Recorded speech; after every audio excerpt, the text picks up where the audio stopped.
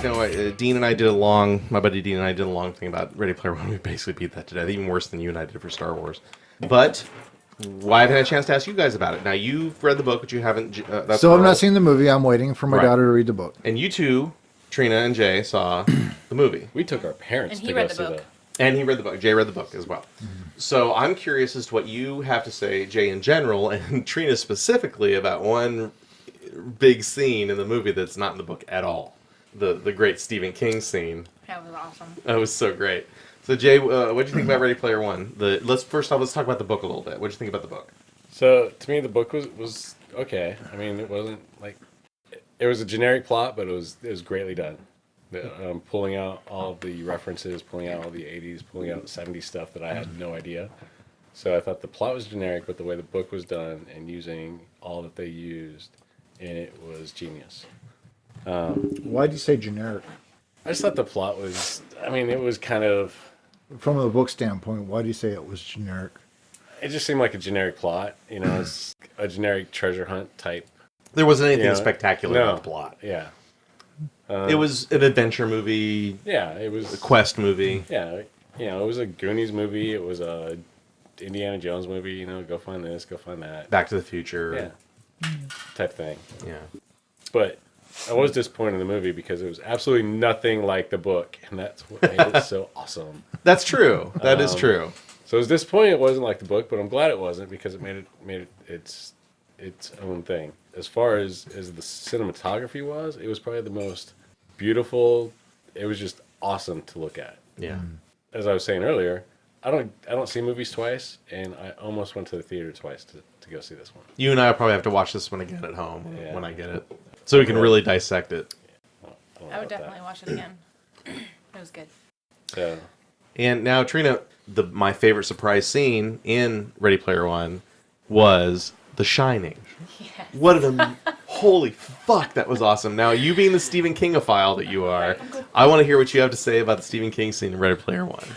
It was awesome. I was just sitting there watching, and then all of a sudden this Stephen King thing happened, and I was like, what?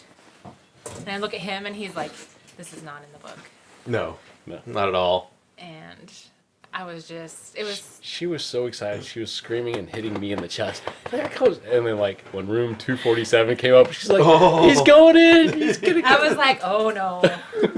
Not that room. When I saw it, the entire theater was freaking out about that one scene, and the 247 scene especially, when he don't go in there, no! We all knew what was coming. Oh, so awesome. But, yeah. I enjoyed the way they portrayed everything, every little detail from using the picture and how they encrypted that into the movie and into an Easter egg. And, but instead of Jack, it had Halliday and Kira in it. And the details in using things like that is what was awesome about the movie, because obviously Stephen King is the guy you want. I don't know if anybody else could have pulled those little intricacies together. Well, but the reference is more about Kubrick's film than it is about Stephen King's book. Right. That's true. Because Stephen King kind of almost disavowed Shining. He did not like the movie. He didn't like it. But I thought Kubrick did an amazing job with it. Granted, it's different than the book. I get it. He actually liked the made-for-TV movie a lot better. Which was closer to the book, which I didn't care for. I liked the made-for-TV way better than the original. Really? Yes. Oh, I liked the Kubrick one. See, I didn't. Yeah. The lady in the tub, way scarier in the made-for-TV movie. But that kind of leads to Ready Player One, because I thought the lady in the tub was way awesomer in Ready Player One than it was in the movie. Yeah, she was. In the movie, she just turns into an old chick, and Jack screams and runs away, pretty much. Whereas in Ready Player One, she turns into this axe-wielding super zombie. So cool. great. Yes. And it even comes out in play later when the Sixers try to go. Oh, and right. then they have to go through that same. And they're just getting their They're asses like, oh, well. It's in room 247. They're fighting room 247 right now. And I was like, yes. And they got to get through room 247 first. And the ballroom scene, which is where it kind of really diverges from The Shining, because they make the point, there was no zombies in The Shining. No. So they run to the ballroom, and it looks like They're all dancing in the air. And it looks like the Haunted Mansion in Disneyland. It really does. Yeah. They're all dancing the waltzes in the air, which is totally amazing. I just think that was so great the way Artemis figured that out and hopped. she had to get to her, and It kept knocking heads off the zombies and shit by accident. It was really great. but I love the big scary guy. He's like, I don't like scary movies, and he was Well, H. so Yeah. scared of. It was so funny just watching him interact with. Well, when he says to Show, "Have you seen?" He's like, "Yeah, I have to watch it from behind my hands." You know, he can't watch the movie. What did you think about the You rest? haven't seen The Shining? He's like, no, I don't like scary movies. So it's like he had no idea. That we were talking earlier. Earl was saying that Infinity War was probably your favorite of so far So this far. season. So far. Let's say the fiscal year, because some of the Yeah. other movies came out in the fall. For me, Ready Player One is still a tiny bit ahead of this one. So to me, and I've said this before, it was really the trailer that got me into Ready Player One. I remember finding it. I remember going, "What the fuck is this?" And then showing you guys the next time we recorded, "What the fuck is this?" And we all started talking about it. And then I said, I have to read the book, because I found out it was about the book. Because, of course, I picked up the book. And I read it. And I was like, everybody's got to read this fucker. So I bought you guys all copies of the book. And so now you just gave me my end. You say the book is very fucking generic. The Right? plot. The plot. The plot. It's good. I It was- disagree. I disagree. Because from a writer's standpoint, you take everything that you and I. So this book was geared predominantly for us. Our age group, Gen Xers. Yeah. Okay, it's not generic. That was sitting there taking everything that we loved, and thinking, incorporating it in a fucking storyline that would make us read it. You read it, I read it, I read it. That's not fucking generic. I'm sorry. I read it. It's organic. Is what I that read is. it. That is because- not generic. I read it because I was forced to. It's No, not something. but did I you read it? coerced him. Did you read it and did you say, okay? Because if it was fucking generic, or if it was you were forced into it, you would have put that book away and said, no, I don't want to read it no more. No, because I've read lots of things that I didn't want to read for this show. I will defend what he said a little bit, though, because it's a basic storyline that's the vehicle for all these other references. Yes. The book, to me, the storyline works in the same way Lord of the Rings works, the same way that Why? Well, Why did yeah, I get that. Why did those literary devices work? Because it's just a journey. It's the same thing as Something. Luke Skywalker. Same thing. It's the hero's relatable. journey. It's relatable. Yeah. Something So- captured your interest into it. But the great thing about the book and the movie both are the references. That's the whole point. It's fine, but that's Spielberg not said generic. Of the movie, if you're sitting in the DeLorean, the main story is in the windshield. But all the references are in the side windows. But that's not And generic. they're going by, they're just for fun. Like, you don't have to pay attention because they're not crucial to the plot. They're just fun. Because I've read a lot of books that are fucking generic, and that book is not generic. That book captured my interest because the literary device and how they use. I said the genius was using the references. The plot But you said the plot was was generic. generic. But, I but it disagree. was supposed to be simple. It can't be Yeah. complicated. If the plot were really complicated, we would lose sight of what he's trying to actually do with the references. Yeah. Now, other people have made the argument that there's too many references, like it should be better in the plot, but I agree with you. I think that the simple plot is better, because then it gives us what we want. What have I always said?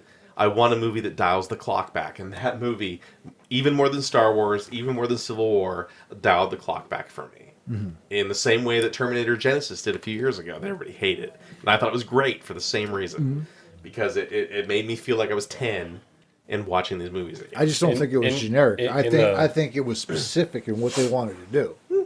Either argument could be made. In the movie, there was two things that I kind of missed. One kept getting referenced when what was the little kid's name, the 11-year-old? Show. Show. Shoto in the book. Yeah, Show. He kept referencing, I'm 11. What am I going to be easy to kill? Where in the book, they actually killed him. Yeah, Yes. and he wasn't 11. He was an adult, but he was They- still they- they younger were than both adults. Daito. He was still Yeah. young. Don't. They were different ages, but not that different. Like he Yeah. wasn't 11 a year. No, he was probably like 17 or 18. Yeah, he had his own somewhere. apartment. The other one, which I thought they missed out on, was the quarter. The Yes. entire quarter thing, where he was just kind of given the quarter, and then the movie. I mean, if you read the book, you know, you knew that he got it, but in the movie, maybe she'd get it, maybe not. But to me, it wasn't even that. It was just the way that he had to earn the quarter. Yeah. Because The Pac-Man game. Yeah, because you put the quarter up to wait your next turn. That's Right. right. That's That- a totally accurate reference. And that kind of missed the point of having to earn that extra life. Right. I'll agree He with you didn't. on He that. didn't actually have to earn that extra life. He earned it in his knowledge, but didn't earn it in the way that I think Klein intended with the Right. quarter. I think in the movie with Simon Pegg playing the curator of the museum, giving him the quarter, I think was a bit of a cop out because having read the book a few times actually by this point, watching that in the movie, I did the same thing. I was like, oh, the quarter, really? Because I think but then again, it's the same reason they didn't use Joust either. Because watching some kid play a video game sounds great in our head and sounds great in the book, but doesn't work on a film. I think it could have, and that disappoints me, because the whole point was the lead up to playing Joust, because in the book he talks about how that's what they played. But I with think Joust. using the couldn't- labyrinth in figure it- Shining was the reference to Pac-Man. I really do think that was the Okay, reference fair to enough. It but couldn't have happened Yeah. because one, he's in there playing the game while everybody else has already figured out where the third egg is. Yeah. So he actually falls behind in that part. Where see, I don't know and that in everybody the else. movie, because in the book, You gotta watch the movie, Yeah. yeah. yeah, because in the book, Joust was the first key. First off, the movie, it eliminates the whole key gate thing and just does the key thing. Yeah. Like, Right. it just eliminates the gate part Right. until you're at the end. And then you need all three keys to open the the gate. gate, That part's similar. So it kind of condenses the whole thing together for that reason. But in a film, I think that works. I'm a little concerned, because they already talk about making a sequel. This is one of those movies they should just leave alone. Like Blade Runner, like Highlander. Well- It's one of those movies that just let the millennials So grow up so with in this the one book, movie. everything's resolved. Yeah, Ish. kind of. Well, it's resolved in the movie too, in a Okay, different way. I'm not going to spoil the very ending for you, although you did listen to our show. I did, but not at the very end. You'll love Yeah, the ending. Fair enough. I actually like the ending of the movie better than the ending of the book. Okay. Like it's more deep. It's more. It makes you think more Okay. than the book did. Now, granted, what I like better about the book is a lot of things, but the final battle I like way better in the book. Oh, yeah. because it has those great like 80s, almost 70s references that. Although you didn't have Chucky in the book. True, Chucky was awesome. Chucky was That the was best. so cool. Chucky was like The Shining, one of those great moments in the movie that doesn't exist in the book. Makes you wonder who was actually playing Chucky, right? Well, it's not even just so much that. It's just like it's such a great reference. And a great use for Chucky. Yes. Yeah. Fucking Chucky. Like, Well, just great. but I also thought it was funny who gave Chucky to the person. Yeah. What was that? It was Artemis, or who was it? Remind me. I'm trying It was to the one that remember. hated horror movies. Oh, it was H. Yeah. That's right. That's a good point. I thought that was funny because I was like, really? true. Like, she would be the one to do that. Yeah, yeah. Like, And I love that we keep referring to H as she, kind of, or he, depending on how we're But she's talking actually about a the she. scene. And in the book, I think the reveal in the book, It was in when, that aspect, was way better. Yeah. yeah, than- because it's when he or she picks Right. him up. In the movie, it happens a lot earlier. Right. And it's a lot more obvious later on, especially after you see the Shining scene, when H is like, fuck it, I'm just going to make out with this chick. And then she turns into an axe-wielding zombie, you know? I do think that... I can't say that I pick one or the other. Depends on what mood I'm in. If I'm driving cross country or I'm driving somewhere long ways and I want to... Because I have the book on audio. And Will Wheaton reads the book on audio, which is awesome because they reference Will Wheaton in the book. And he does such a great job. He reads Armada too, by the way, which I highly suggest you guys read Armada. It's really good. It's not a sequel. It's the next book by Klein. Okay. But it's like Last Starfighter. All right. It's very much like I'll that, have to check it out. but darker. But if I'm in the mood to if I'm in like a Back to the Future mood, or Jurassic Park mood, I'll watch the movie. Ready Player One. I can't wait for it to come out on video. Dave, I really hope you're not watching the movie while you're driving cross country. No. yeah. Just saying, that's why I've read the book a couple times. That dance scene, the Staying Alive dance scene in the bar, was so great. That's so amazing. Did you happen to notice what her rifle was in that scene? When she pulls out her gun and the Sixers show up? I don't remember. It's what the it was. pulse rifle from Aliens. Yeah, yeah. I wouldn't- Oh, wouldn't I get love that. that sound. You know that sound. From Aliens. Oh my god, I love that sound so much. I will say though that the scene in Ready Player One where the Sixers are in that whole room, that big bay room where they're all interchanging into the haptic rigs, that's actually out of Armada. They kind of mention that scene in Armada where everyone's in those virtual reality pods fighting remote fighters. It's kind of that same scene. It almost sounds like fucking Ender's Game.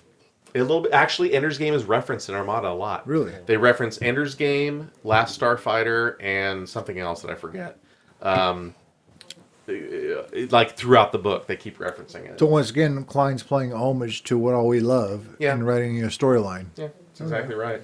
I can't wait to watch that again. I love that so much. I need to see it. I will. To me, like what you were saying about Thor and about Thanos being beautiful, the whole thing was beautiful. That's what I felt about this. I felt like it was a moving painting. Yeah. It was good. Yeah. You'll like it. You will do. Well, I read the book, so No, you know. still, it's so It's different. not the same. No, I know. The fact that you read the book will make you love the movie That's more. the thing. I think That's so the thing too. is you both have said the book is not the movie. No. You love them both. Yeah. Depends on what kind of mood I'm in, really. Yeah. But anyway, I think we've beaten that horse to death. So let's talk about Kevin Smith. Kevin Smith. Kevin Smith had a heart attack. Since we've met the last time, Yeah. Kevin Smith was doing a show somewhere. I forget where. It was in Cali, I thought. I think he the first show he felt kind of okay, but then in this between that and the second show he got nauseous and he threw up, and his assistant I guess called 911 and they rushed him off to the hospital. And it turns out he had what they call the widowmaker, which is whatever artery goes across your chest to the heart was blocked, like 100% blocked. Yeah. And it was basically one of those things of if he had said, take me home or take me back to the hotel, I want to go to sleep, he'd have died. End of story. He'd have been dead. And the fact that his assistant called 911, got him to the hospital, they got him, the surgery he needed, the procedure he needed. And here's the funny part. They basically said to him, well, you're pretty much alive because you're so calm, because you're stoned. Yeah. It's basically what happened. And because he was so stoned that he just kind of chilled out and was like, oh yeah, I'm here. No, I don't feel any pain. It just feels like a little bit of pressure. I'm just kind of out of breath. Like it wasn't the typical heart attack. Like he had a major heart attack. Yeah. Type of thing where most people are like, I've got an elephant sitting on my chest. But that's because they freak out. It's like shock. They freak out and that makes the symptoms worse. Whereas he was stoned and he was just like, yeah, I feel nauseous. I threw up and I'm kind of out of breath. Like they're like, dude, you're having a massive heart attack. So, yeah. So it made me kind of think, oh shit, I need to really get back into my working out. But then I reminded myself, like, he's been eating himself silly for like 40 years at this point. We've kind of gotten a little better about not doing that. But he's only 47. Yeah. Like, that's only 5 to 3 years older than all of us. And, Right. What amazed me was less than a month later, he is actually in Eugene, Oregon, still following through with the show that he had booked. yeah, that's true. And he's at a weed shop. He had to Talking cancel a about the couple weed. things. He had to cancel a couple of directing gigs and a couple other things. But his podcast shows, he still pretty much showed up for. Yeah. But yeah, he's on a diet and has lost a bunch of weight and everything. What the fuck? Van Halen came up on the TV suddenly. Oh, we're still at Ready Player One. That's another thing. I was kind of disappointed in the music for this. Me too. Yeah. Because the book references so many better songs. So Yeah. much. I was, except for the Van Halen song, the whole. I'm like, I don't know these. I mean, I knew them, but they weren't. Well, for me, they were a bit more because I'm a bit more 80s than you are. But still, I still was disappointed there was no Rush. No Rush at all. Not a bit. No. And Rush is pivotal to the book. Yes. Like I kind of wish of all the scenes that are in the movie, not in the book or whatever, I miss the guitar scene where he plays Rush to get one of the keys. I thought that would have been so cool cinematically, and they just completely skipped that part. Yeah. It was very Excalibur. That was the very end of the second key. Yeah, Was that? and playing that song, and also one of the pivotal clues that he got was because he played the song, Yeah. and he didn't have to. He got some other clue. I forget what it was, but I'll have to read it again. But yeah, there were so many subtleties in the book that weren't in the movie, but the movie made up for it with its visual spectacular. It really did.